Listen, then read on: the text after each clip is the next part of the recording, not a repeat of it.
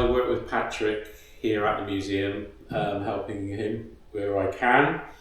I've got a little car collection myself, mainly Fords. Nothing like on the size of Patrick's, as you can quite see is vast. But this was one of my stars in the collection. And it's a very special car to me because it was driven by two local drivers that made it with Ford Motor Company, and it was their first ever works car drive. One being Rob Stoneman, who was from Devon, and then one who's someone I grew up with, which was Mark Lovell, whose parents owned Passy and Porter in Weston-super-Mare, the Ford main dealership.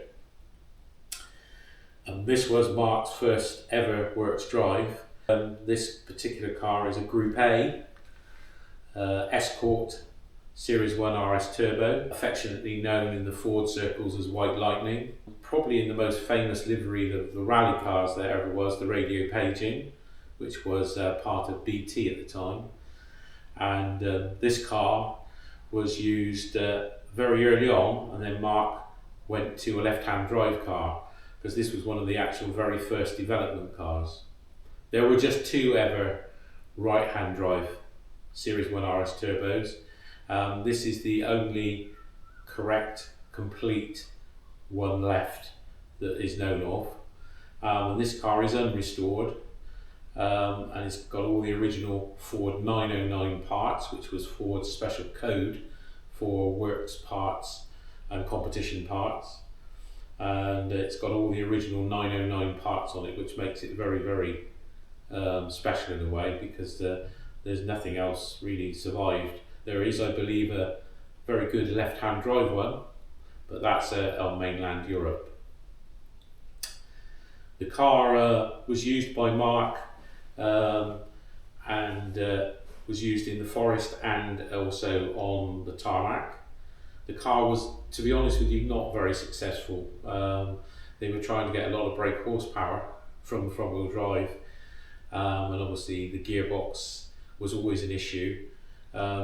The gearbox in the car is a Hewland, and it has a dogleg shift similar to a ZF box, but obviously it's front-wheel drive.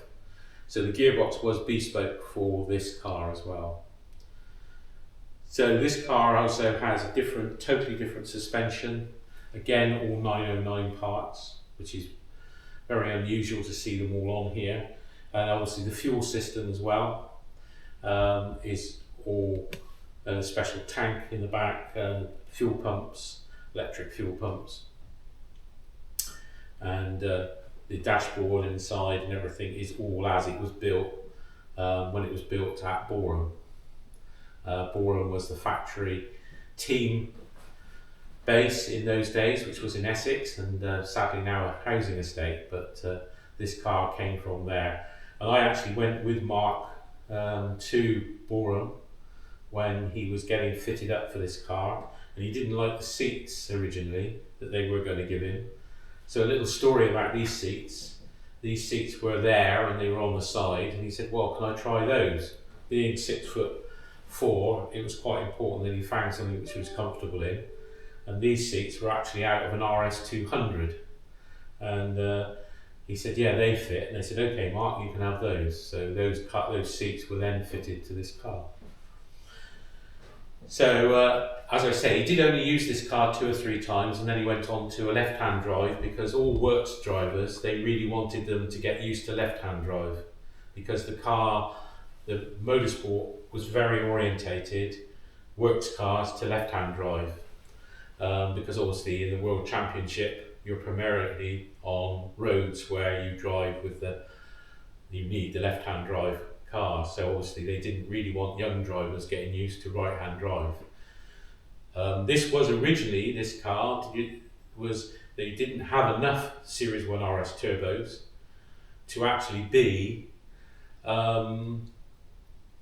available for the works teams.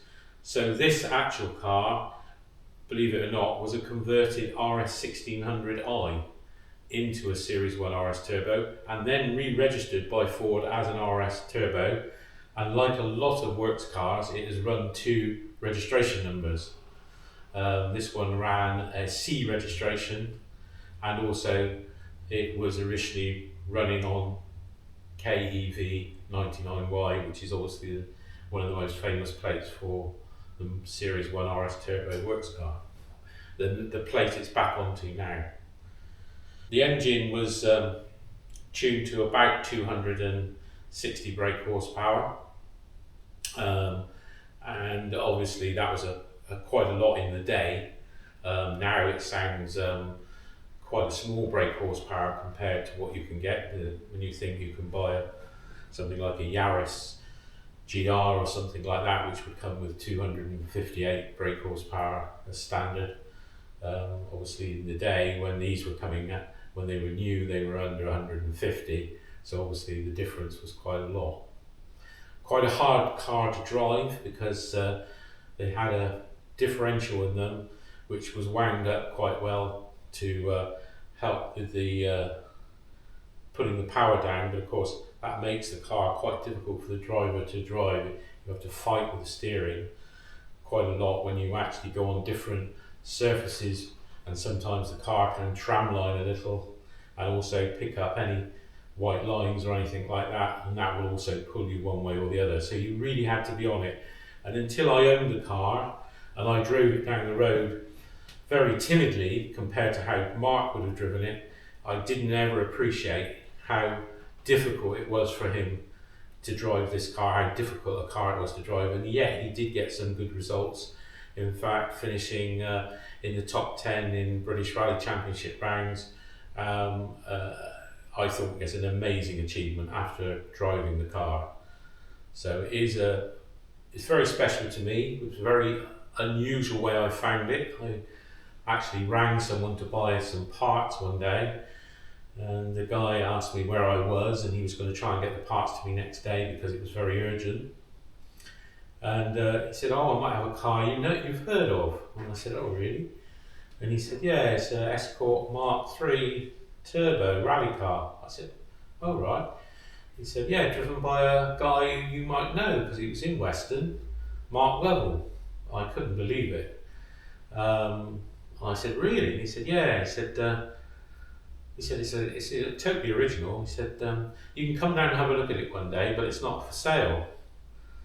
Anyway, I rang him back about a week later and I said, "You sure you wouldn't sell that car?" And he said, "Well, why? Why should I sell it to you?" And I said, "Well, I knew him, I grew up with him. I said, he was a very good friend of mine." I said, "And as you know, he's not with us anymore." I said, "I would just love to keep the car in his name." And he said, "Oh, I'll think about it." And he rang me back and he said, "Well, this is a one-day only price.